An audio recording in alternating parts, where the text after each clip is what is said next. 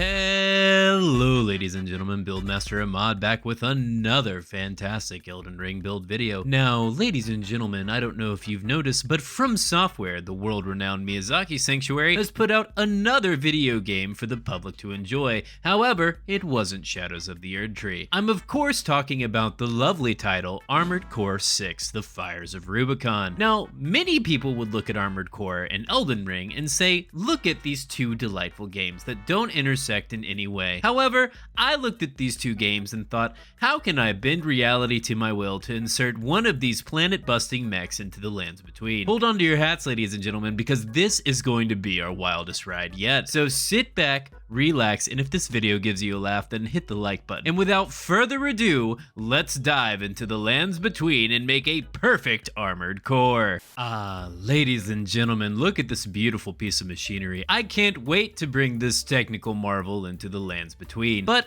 before we can perfectly create this machine in Elden Ring, with no mods I might add, we first need to perfectly understand what this mech can do. So, Armored Cores can fire explosive artillery, wield beam sword, deploy a shield, deploy little buddies who can attack your foes, and last but certainly not least, they can engage in bipedal or quadrupedal movement. Oh, how absolutely delightful, ladies and gentlemen. With this newfound appreciation for modern technology, I think we can competently tackle some weapons. Ladies and gentlemen, let's kick off our medieval mechanical monstrosity by showing how we will reflect beam swords in Elden Ring. You see, ladies and gentlemen, to reflect the beam sword, we will be using the Dark Moonlight Greatsword for the simple fact that it literally fires off giant lasers when you press the R2 button. Not only that, but the Moonlight Greatsword will by default make our character a strength and intelligence character, which perfectly aligns with the types of inputs that would be required to create an Armored Core. Allow me to explain. Ladies and gentlemen, did you know that a fully loaded HIMARS missile pod weighs 35,800 pounds? Now, I don't know about you, but I personally cannot lift 35,800 pounds, but my Armored Core most certainly can. In fact, he oftentimes is carrying two mounted HIMARS to unleash an unrelenting onslaught of death. What does this say about my Armored Core? It says that it's a mechanized marvel, and it's pretty strong. Not only that, but in order to create this nightmarish electrical hazard, we're going to need a fair bit of science. And ladies and gentlemen, what do you need to comprehend the complex theories of mechanical engineering that would be required to create such an efficient dealer of death? That's right! Intelligence! What's this here? Oh, look, ladies and gentlemen, the Dark Moonlight Greatsword has scaling with both strength and intelligence. What a convenient similarity. But that's not all. There's also a specific beam sword in Armored Core 6 that you can get in your first playthrough with the codename Moonlight. What I'm saying is, there's a Moonlight sword in Armored Core, and there's a Moonlight sword in Elden Ring. It's really a no-brainer. Thank you, FromSoft, for your unrelenting commitment to continuity. Now, ladies and gentlemen, we're going to tackle the ability to deploy a shield like you can in Armored Core. Now, this could be as easy as picking any old shield off the equipment list, but let me ask you a question. Is any random shield good enough? I mean, is a buckler really the equivalent to this massively erected wall of energy? No,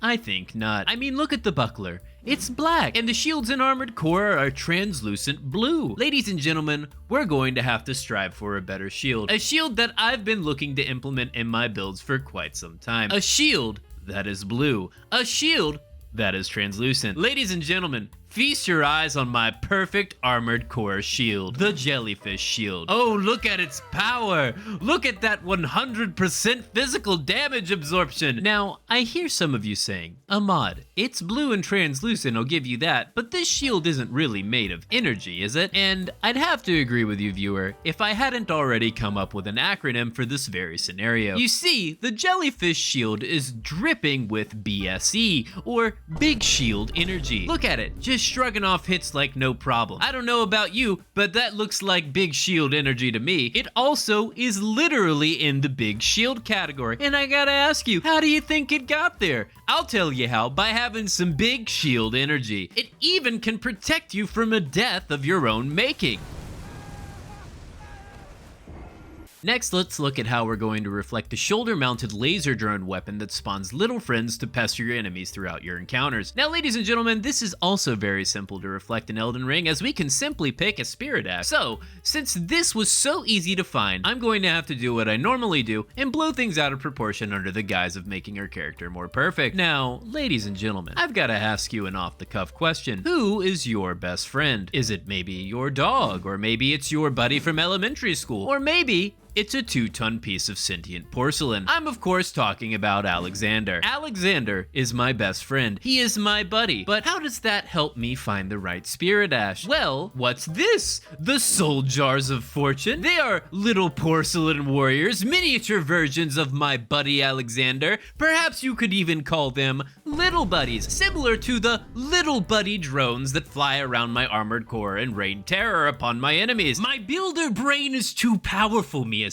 You thought you could hide your connections from me, but here I am connecting automated laser drones to homicidal jar soldiers and energy shields to jellyfish. Well, look at that, ladies and gentlemen. With that last connection, boom, we have Connect 4. Alternatively, you could also just use the Omen Baron item, but what sounds like more fun? A gaggle of ill-mannered pots punching your enemies in the shins, or a legion of auto-targeting bad-tempered dead babies. I don't know about you, ladies and gentlemen, but I could do a lot more with a pot with fists than I could with a dead baby, so this is really a no-brainer for me. Now, for our final weapon, ladies and gentlemen, we need to perfectly capture our ability to fire explosive artillery aggressively at unsuspecting bystanders. Ladies and gentlemen, in Armored Core 6, you have the ability to mount various types of guns, cannons, and laser weapons on your character to beat up whoever is in front of you. And while Elden Ring is relatively limited in the projectile weaponry available to the player, that didn't stop me from finding literally one vague similarity between the two games and riding that logic train until it flew off a cliff. Ladies and gentlemen, our Armored Core will of course be relying on cannons to devastate our foes, but not just any cannon, the almighty Jar Cannon. The Jar Cannon, ladies and gentlemen, has the ability to fire compact explosive payloads in the form of explosive great bolts. Oh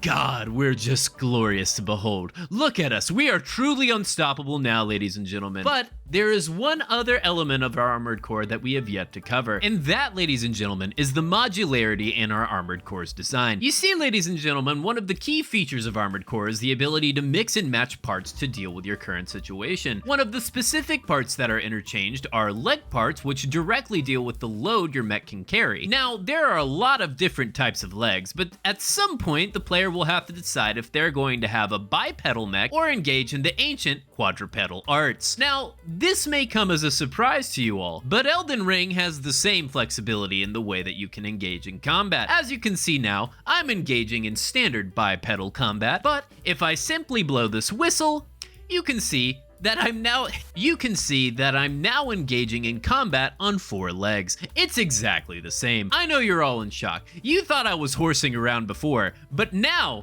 I've clearly ascended to a whole new level of shenanigans. This is just a torrent of shenanigans going through your ears right now. I'll have to restrain myself. This is just too many shenanigans. And what's the best way to funnel one's own shenanigans than by talking about some talismans? Ladies and gentlemen, our first talisman will be the Great Arsenal Jar Talisman. Because in the flurry of weapon selection we had earlier, we have become so hefty that we forgot how to dodge. Not only that, but this talisman also parallels the weight management system Armored Core has, so for those reasons, it will be the first talisman added to our build. Up next, we will be juicing the power of our Moonlight Laser Beam by snagging Alexander's Jar Shard and the Godfrey Icon. Both of these talismans will make our Moonlight lasers hit very hard, and we like hitting things very hard. And for our final talisman, we actually have 2 options here. If you want to shoot things more harder, then you need to get the Arrow Sting Talisman. But if you want a more defensive option, then I would recommend grabbing either the Erdtree Talisman or the Dragon Crest Great Shield Talisman. On the screen now, ladies and gentlemen, are the character spreadsheets. My builds go up to rune level 160, but if you're in the rune level 120 area, I've provided a variant of the build on the screen as well. And there you have it, ladies and gentlemen. You can in fact put Armored Core in Elden Ring without using any mods. If you like this video, then check out how I built Joseph Joestar from JoJo's Bizarre Adventure.